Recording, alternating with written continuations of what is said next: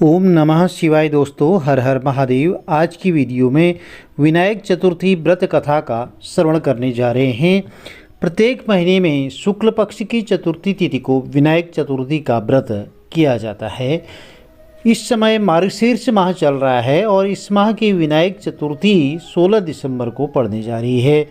इस वर्ष की यह आखिरी विनायक चतुर्थी होगी।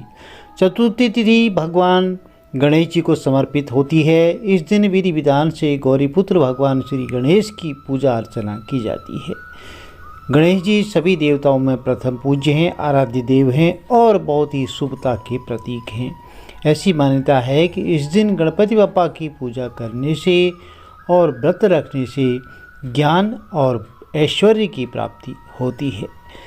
चलिए आज की वीडियो आरंभ करते हैं। वीडियो में अंत तक जरूर बने रहिए। कथा का श्रवण हमें एकाग्र चित्त होकर के परिवार के साथ सुनना चाहिए। सबसे पहले जान लेते हैं विनायक चतुर्थी 2023 मार्गशीर्ष माह में कौन सी तिथि पड़ने जा रही है। मार्गशीर्ष माह पंचांग के अनुसार शुक्ल पक्ष की चतुर्थी तिथि की शुरुआत 15 दिसंबर 2023 को रात्रि 10:30 पर हो रही है और अगले दिन 16 दिसंबर 2023 को रात्रि 8 बजे विनायक चतुर्थी तिथि का समापन होगा। तो उदया तिथि के अनुसार 16 दिसंबर 2023 को ही विनायक चतुर्थी का व्रत रखा जाएगा। गणेश पूजा का समय प्रातः 11:14 से दोपहर 1:18 तक रहेगा। अब जान लेते हैं विनायक चतुर्थी की पूजा विधि क्या रहेगी। विनायक चतुर्थी के दिन प्रातः स्नान के बाद साफ स्वच्छ वस्त्र धारण कर लें। गणेश जी के सामने प्रार्थना करते हुए उनका पूजन का संकल्प करें। गणेश जी की मूर्ति एक लाल रंग के चौके पर स्थापित कर लें और उनका जलाभिषेक करें।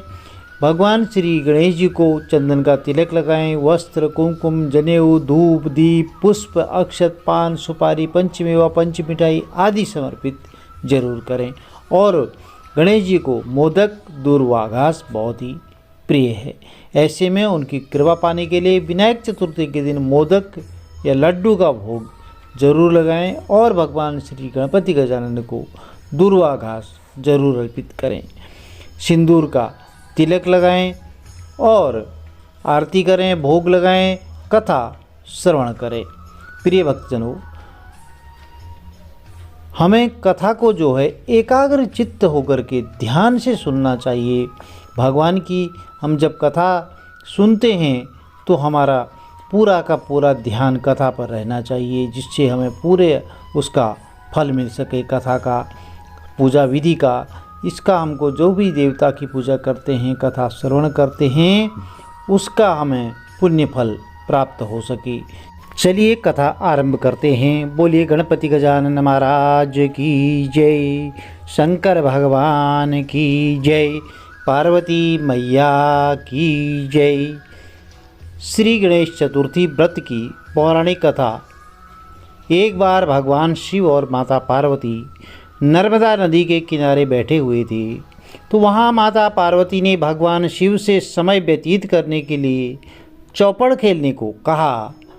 तो भगवान शिव चौपड़ खेलने के लिए तैयार हो गए, परंतु इस खेल में हार जीत का फैसला कौन करेगा, यह प्रश्न उनके समक्ष उठा।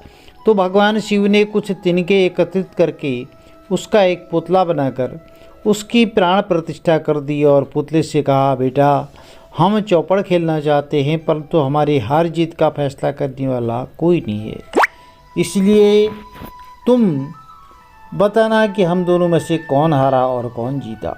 उसके बाद भगवान शिव और माता पार्वती का चौपड़ खेल आरंभ हो गया। यह खेल 3 बार खेला गया और संयोग से तीनों बार माता पार्वती ही जीत गई। खेल समाप्त होने के बाद बालक से हार जीत का फैसला करने के लिए कहा गया। तो बालक ने महादेव को विजयी बता दिया। यह सुनकर माता पार्वती बहुत क्रोधित हो गई और क्रोध में उन्होंने बालक को लंगड़ा होने, कीचड़ में पड़े रहने का श्राप दे दिया। बालक ने माता पार्वती से माफ़ी मांगी और कहा कि यह मुझसे अज्ञानतावश हुआ है, हे माँ, मुझे क्षमा कर दें। मैंने किसी द्वेष भाव में ऐसा नहीं किया। तो बालक द्वारा क्षमा मांगने पर माता ने कहा, यह गणेश पूजन के लिए नाग कन्याएं आएंगी, उनके कहे अनुसार तुम गणेश जी का व्रत करो और ऐसा करने से तुम मुझे प्राप्त करोगे। यह कहकर माता पार्वती शिव के साथ कैलाश पर्वत चली गई। 1 वर्ष के बाद उस स्थान पर नाग कन्याएं आई।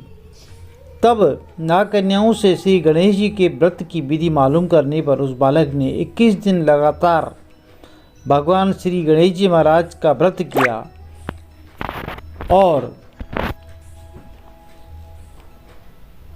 उसकी श्रद्धा से गणेश जी बहुत ही प्रसन्न हुए। उन्होंने बालक को मनोवांछित फल मांगने के लिए कहा।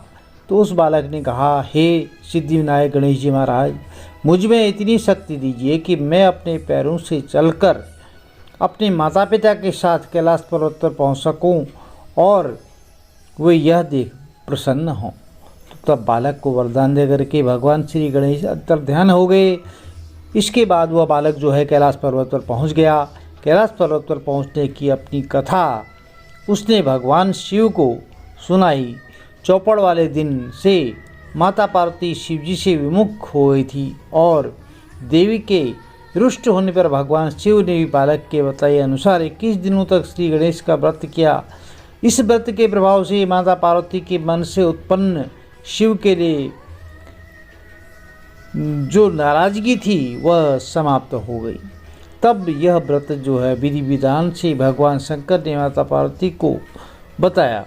तो यह सुनकर माता पार्वती के मन में भी अपने पुत्र कार्तिकेय के से मिलने की इच्छा हुई। तब माता पार्वती ने 21 दिन तक श्री गणेश का व्रत किया। दूर्वा, फूल और लड्डू से गणेश जी का पूजन किया, अर्चन किया।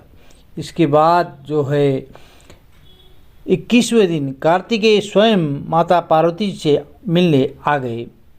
उस दिन श्री गणेश चतुर्थी का यह व्रत समस्त मनोकामनाओं की पूर्ति करने वाला यह व्रत माना जाता है। उसी दिन से इस व्रत को करने से मनुष्य के सारे कष्ट दूर होकर के मनुष्य को जो है समस्त सुख सुविधाएं प्राप्त होती हैं। बोलिए गणपति गजानन महाराज की जय। प्रिय भक्तजनों, यदि आपको कथा अच्छी लगी तो चैनल को लाइक कीजिए, शेयर कीजिए, सब्सक्राइब कीजिए, साथ में बेल आइकन अवश्य प्रेस कर दीजिए, जिससे कि आने वाले वीडियोज़ की नोटिफिकेशन आपको ठीक समय पर मिलती रहे। भगवान भोलेनाथ आप सबकी मनोकामनाएं पूर्ण करें। हर हर महादेव। जय माता दी। आपका दिन शुभ हो।